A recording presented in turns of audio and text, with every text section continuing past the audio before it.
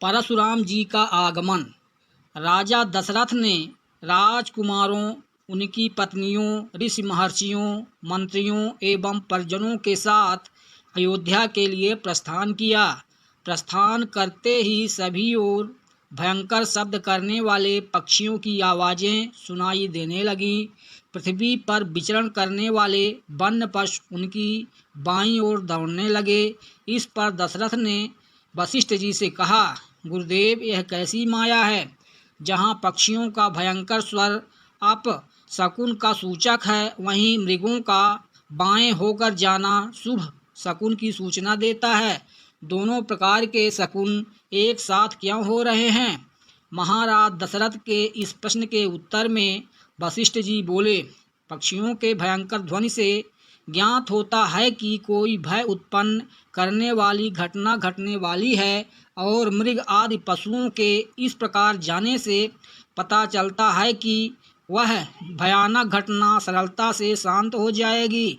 इसलिए आप किसी प्रकार की चिंता ना करें। यह वार्तालाप अभी चल ही रहा था कि बड़े जोरों की आंधी आई। परिणाम स्वरूप वृक्ष पृथ्वी पर गिरने लगे। तभी राजा दशरथ को भृगुकुल के ऋषि परशुराम दृष्टिगत हुए। उनकी वेशभूषा बड़ी भयंकर थी। बड़ी बड़ी जटाएं उनके तेजस्वी मुख पर बिखरी हुई थीं। नेत्रों में क्रोध की लालिमा थी। कंधे पर कठोर फरसा और हाथों में धनुष बाण थे।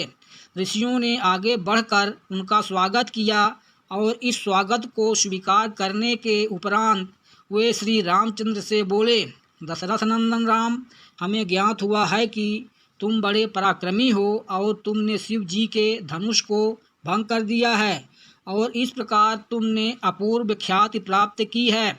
मैं तुम्हारे लिए एक और अच्छा धनुष लाया हूँ।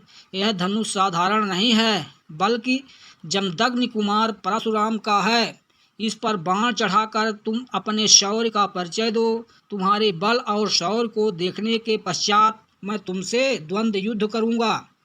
परशुराम की बात सुनकर राजा दशरथ विनीत स्वर में बोले, भगवान, आप वेदविद स्वाध्यायी ब्राह्मण हैं। क्षत्रियों का विनाश करके आप बहुत पहले ही अपने क्रोध को शांत कर चुके हैं।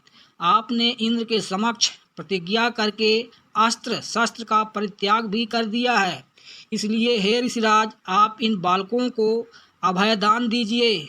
यदि आपके हाथों राम मारा गया तो हम में से कोई भी उसके वियोग में जीवित नहीं रह सकेगा। परशुराम जी ने दशरथ की बात पर कुछ भी ध्यान नहीं दिया। वे राम से बोले, राम, संसार में केवल दो ही धनुष सर्वश्रेष्ठ माने जाते हैं। सारा संसार उनका सम्मान करता है। विश्वकर्मा ने उन दोनों को स्वयं अपने हाथों से बनाया था। उनमें से एक भगवान शिव के पास था और उसी से भगवान शिव ने त्रिपुरासुर का वध किया था। तुमने उसी धनुष को तोड़ डाला है। दूसरा दिव्य धनुष मेरे हाथ में है। यह भगवान विष्णु का धनुष है। यह भी पिनाक की भांति ही शक्तिशाली है। एक बार शिव और विष्णु में भयंकर युद्ध हुआ। विष्णु को देवताओं ने श्रेष्ठ मानकर शांत किया। शांत होने पर विष्णु ने भृगुवंशी श्रीचीक मुनि को धरोहर के रूप में वह धनुष दे दिया। अपने पूर्व पुरुषों से यह धनुष मुझे प्राप्त हुआ है। अब तुम एक क्षत्रिय के नाते इस धनुष को लेकर इस पर बाण चढ़ाओ और सफल होने पर मेरे साथ द्वंद्व युद्ध करो।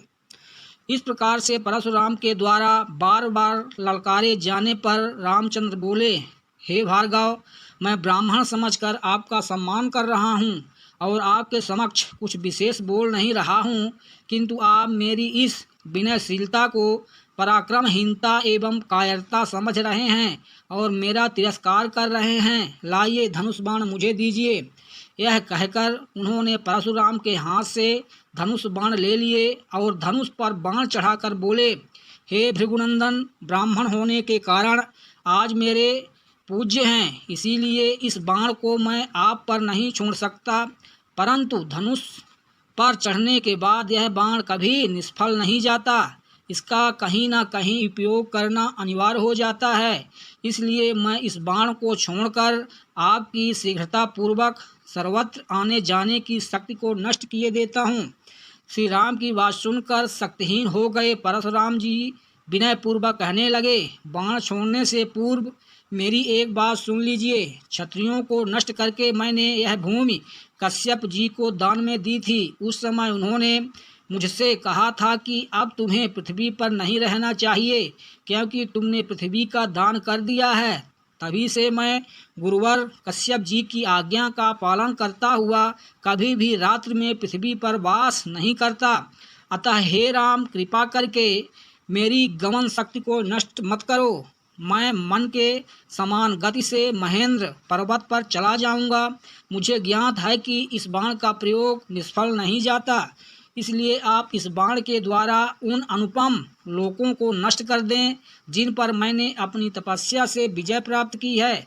आपने जिस सरलता से इस धनु पर बाण चढ़ा दिया है, उससे मुझे विश्वास हो गया है कि आप मधु राक्षस का संहार करने वाले साक्षात विष्णु हैं। राम ने परशुराम की प्रार्थना को स्वीकार किया और उनके द्वारा तपस्या के बल पर अर्जित समस्त पुण्य लोकों को नष्ट कर दिया। इसके पश्चात परशुराम जी तपस्या करने के लिए महेंद्र पर्वत पर चले गए और वहां उपस्थित सभी ऋषि मुनियों सहित राजा दशरथ ने रामचंद्र जी की बहुत प्रशंसा की।